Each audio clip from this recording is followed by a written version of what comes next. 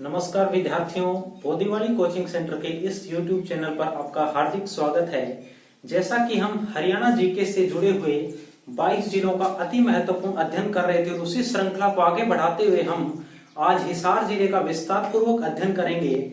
हमने इससे पहले सिरसा जिले का अध्ययन किया, फतेहाबाद जिले का अध्ययन किया और हिसार मंडल के एक अन्य जिले का आज हम अध्ययन करेंगे जिसका नाम है हिसार। तो देखिएगा, हिसार जो कि एक हिसार डिवीजन के तहत आता है, यानी कि हिसार मंडल के तहत आता है ये जिला। अध्ययन आज हम करेंगे हिसार जिले का।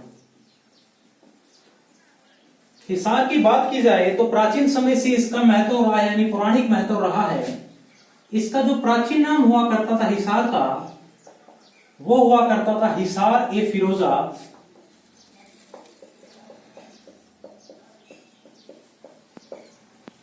हिसार जिसका शाब्दिक अर्थ होता है दुर्ग, यानी फिरोज। इसको कहें तो फिरोज का दुर्ग, यानी कि फिरोज का किला, यानी हम इसका इंग्लिश के अंदर अनुवाद करें तो इसको लिख सकते हैं फोर्ट ऑफ फिरोज। तुगलक वंश के राजा फिरोज शाह तुगलक के द्वारा हिसार की स्थापना की गई थी। तुगलक वो वंश जिसने दिल्ली सल्तनत पर सबसे अधिक शासन किया, जिसने 1320 से लेकर 1414 तक दिल्ली सल्तनत पर शासन किया था। इस वंश की स्थापना की थी गयासुद्दीन तुगलक ने, और जिसका हम वर्णन करें फिरोज शाह तुगलक, ये मोहम्मद बिन तुगलक के पुत्र हुआ करते थे। और फिरोज शाह तुगलक का अगर शासनकाल की बात करें तो वो था सन 1351 से लेकर सन 1388 तक। ये इसकी स्थापना करते हैं हिसार की। तो हमने महत्वपूर्ण इसका अध्ययन किया प्राचीन नाम, और इससे भी अगर प्राचीन नाम की अगर हम बात करें तो बताया गया है वो है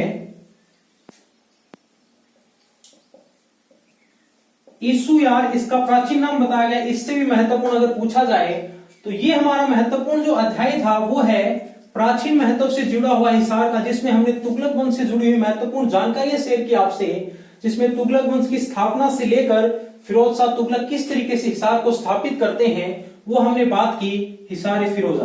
अब हम बात करेंगे इसका आधुनिक गठन की।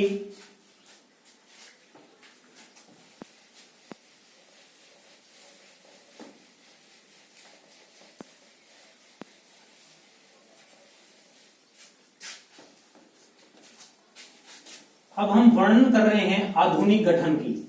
हमने प्राचीन गठन के बारे में बात कर ली थी हिसार की। आधुनिक गठन की बात की जाए तो जब हरियाणा संयुक्त पंजाब से अलग हुआ था तो 1 नवंबर 1966 को हिसार था वो हरियाणा के जिले के रूप में अस्तित्व के अंदर आया था। क्योंकि जब 1 नवंबर 1966 को हरियाणा का गठन होता है, उस समय हरियाणा के अंदर 7 जिले हुआ करते थे, जिसमें गुरुग्राम, हिसार, अंबाला, रोहतक, जींद, करनाल, महेंद्रगढ़। जब संयुक्त पंजाब से हरियाणा एक अलग राज्य के रूप में अस्तित्व में आता है, तब हमें हिस्सा मिला था 35% पंजाब का। तो उसी के अंदर एक जिला था हिसार। अगर जब हम बात करें हिसार के गठन की तो हरियाणा गठन की बात कर लेते हैं कि हरियाणा का गठन किस प्रकार होता है। उस समय लोकसभा के अंदर स्पीकर हुआ करते थे सरदार हुकुम सिंह।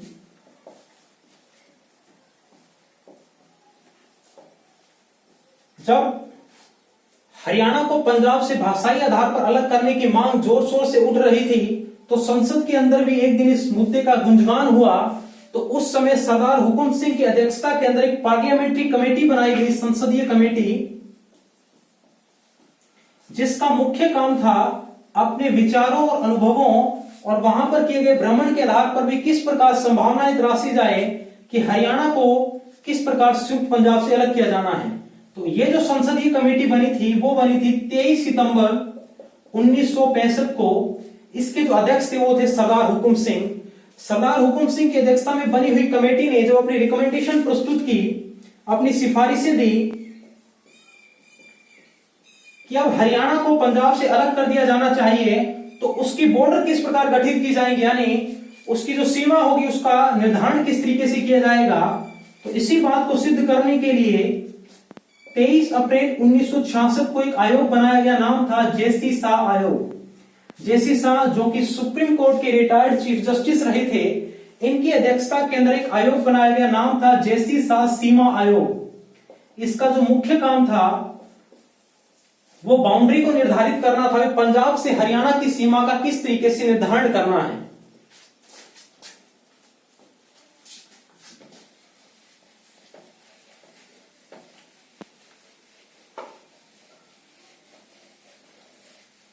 तो जेसी शाह आयोग की जो सिफारिशें हैं वो किस तरीके से आगे बढ़ती हैं उसके बारे में अगर हम बात करें, 23 अप्रैल 1966 को बना था जेसी शाह आयोग, और इसने अपनी सिफारिश, अपना प्रतिवेदन प्रस्तुत किया था, वो किया था 31 मई 1966 को। इस तारीख को इन्होंने अपना प्रतिवेदन प्रस्तुत किया, अपनी रिपोर्ट सबमिट कर दी संसद के अंदर सरदार हुकुम सिंह की कमेटी के सामने, और उसी कमेटी ने अब सिफारिश ये कर दी 23 सितंबर 1966 को। इसी की सिफारिश के आधार पर एक विधेयक लाया गया, नाम था पंजाब पुनर्गठन विधेयक, पंजाब रीऑर्गेनाइजेशन एक्ट। और इसी एक्ट की बदौलत 1 नवंबर 1966 को हरियाणा था वो एक अलग राज्य के रूप में अस्तित्व में आता है, और हरियाणा भारतीय संघ का 17वां राज्य बना। इस राज्य को बनाने के लिए हमें करना पड़ा 18वां संविधान संशोधन। 18वें संविधान संशोधन यानी इस कॉन्स्टिट्यूशनल अमेंडमेंट एक्ट के तहत ये 17वें राज्य के रूप में अस्तित्व में आता है, और इस तरीके से हरियाणा का उदय होता है संयुक्त पंजाब से। तो जब हम बात कर रहे थे भी हिसार का गठन किस प्रकार होता है, तो उसी कड़ी के अंदर हमने बताया कि हरियाणा पंजाब से किस प्रकार अलग होता है। 1 नवंबर 1966 को एक अलग राज्य के रूप में अस्तित्व में आता है।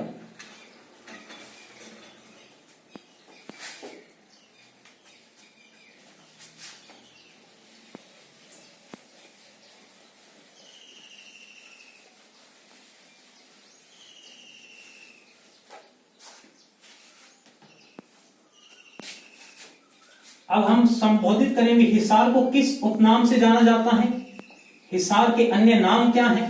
तो उसके अंदर अगर हम बात करें तो उसको मैग्नेट सिटी के नाम से जाना जाता है।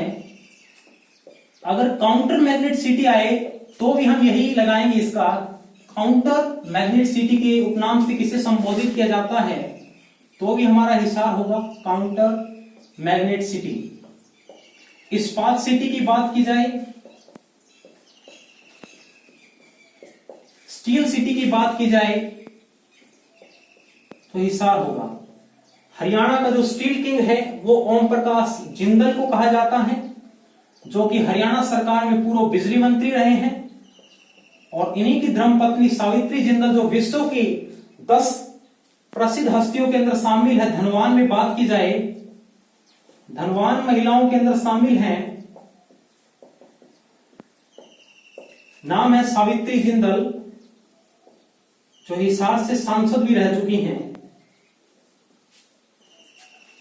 अब हम बात करेंगे हिसार से जुड़ी और महत्वपूर्ण जानकारियों के बारे में। अब हम राजनीतिक क्षेत्र के बारे में बात करें हिसार के अंदर।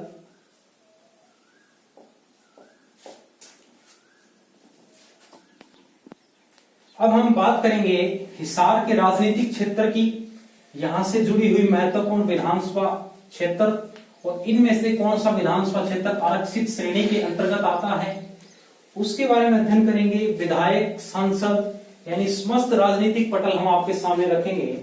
अगर बात की जाए हिसार की, हिसार हरियाणा का एकमात्र ऐसा जिला है जहां सबसे अधिक विधानसभा क्षेत्र है, जहां पर 7 एमएलए चुने जाते हैं इस जिले से। अगर पूछा जाए सर्वाधिक विधानसभा क्षेत्र हरियाणा के किस जिले के अंतर्गत आते हैं, तो आते हैं हिसार के अंदर।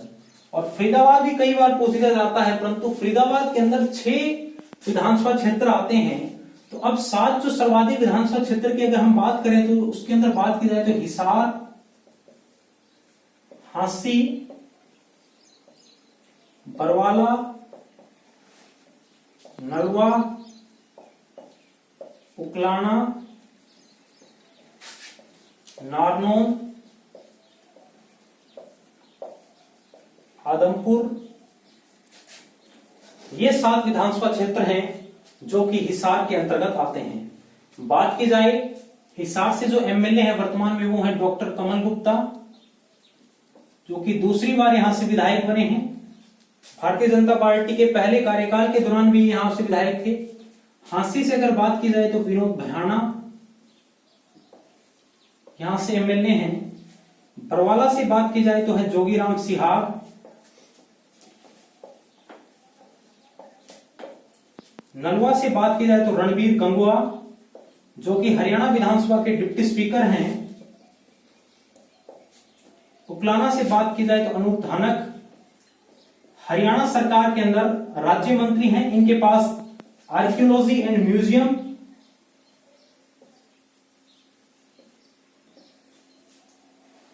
मिनिस्टर ऑफ स्टेट यानी कि राज्य मंत्री हैं। और दूसरा जो इनके विभाग है इनके पास, वो है लेबर एंड एम्प्लॉयमेंट, श्रम एवं रोजगार मंत्रालय, जो कि डिप्टी चीफ मिनिस्टर के साथ अटैच है, attached with deputy CM. Narnaul से बात की जाए तो है रामकुमार गौतम, और आदमपुर से बात की जाए तो है कुलदीप बिश्नोई।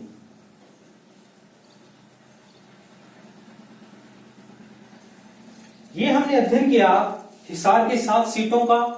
यहां की हमने एमएलए की बात की। यहां से जो आरक्षित जो सीट है हिसार के अंदर, वो है उकलाना। पूरे हरियाणा के अंदर बात की जाए तो 90 सीटें हैं, यानी 90 एमएलए चुनकर आते हैं हरियाणा से। उनमें से जो 17 सीटें हैं वो आरक्षित श्रेणी के तहत रखी गई हैं। परंतु ये स्थिति आज की तरह नहीं थी।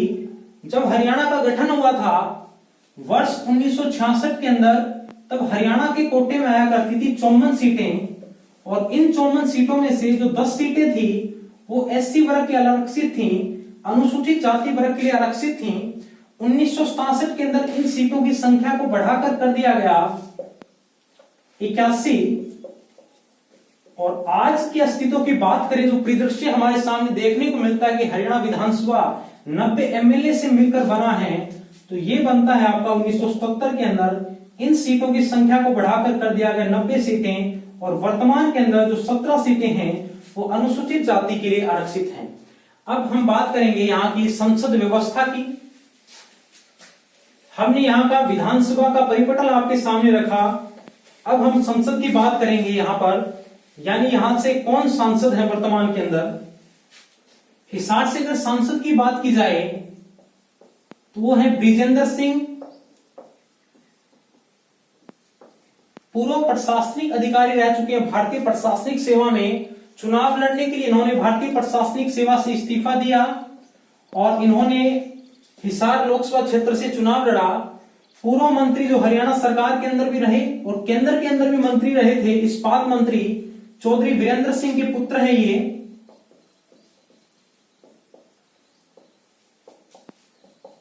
जो कि हरियाणा का हिसार लोकसभा सीट से प्रतिनिधित्व करते हैं।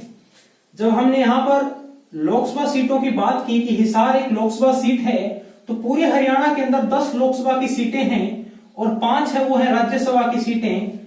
जिस प्रकार से विधानसभा के अंदर अनुसूचित जाति के लिए आरक्षण की व्यवस्था की गई, उसी प्रकार संसद के अंदर भी 2 सीटें हैं वो अनुसूचित जाति के लिए आरक्षित की गई हरियाणा के कोटे से। एक है अंबाला की सीट और एक है सिरसा की सीट। अंबाला से वर्तमान में सांसद की बात की जाए तो श्री रतनलाल कटारिया हैं, जो कि जल शक्ति मंत्रालय जिनके पास है वर्तमान के अंदर। भारत सरकार के द्वारा पहली बार इस मंत्रालय का गठन किया गया। सिंचाई एवं जल संसाधन विभाग को अलग कर नाम रखा गया था जल शक्ति मंत्रालय। और बड़ा ही गर्व का विषय है कि जल शक्ति मंत्रालय में राज्य मंत्री के रूप में अपना कार्यभार लिया था रतनलाल कटारिया ने। जल शक्ति मंत्री हैं, राज्य मंत्री माने जाते हैं, यानी मिनिस्टर ऑफ स्टेट हैं।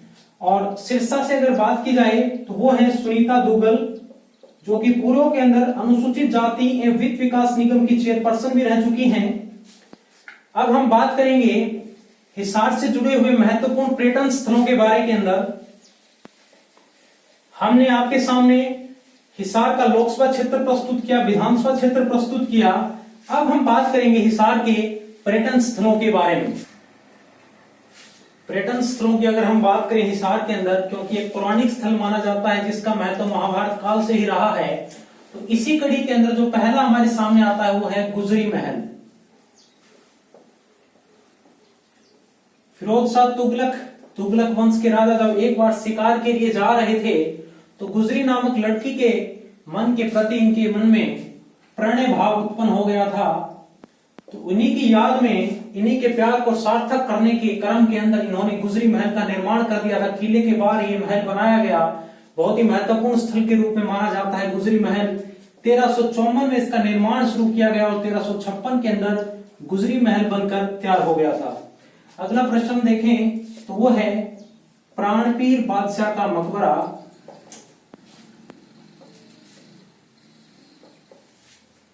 वर्तमान में अगर इसकी सिचुएशन की बात की जाए, लोकेशन देखी जाए, तो राजकीय स्नातकोत्तर महाविद्यालय के पीछे प्राणपीर बादशाह का मकबरा बना हुआ है। इन्हीं के एक जो पीर हुआ करते थे,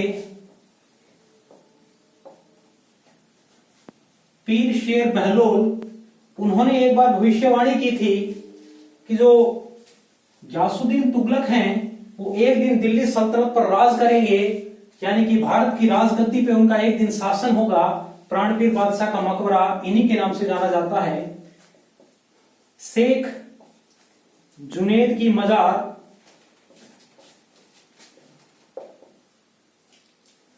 जो कि सेंट थॉमस चर्च के सामने है, शेख जुनैद की मजार। 40 हाफिज का मकबरा, यह भी हिसार के अंदर है। पीर मीर शाह,